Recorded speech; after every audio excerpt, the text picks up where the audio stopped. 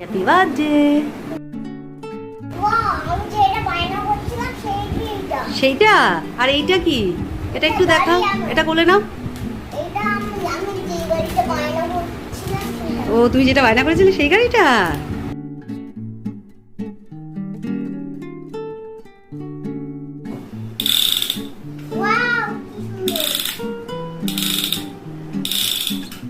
পছন্দ হয়েছে?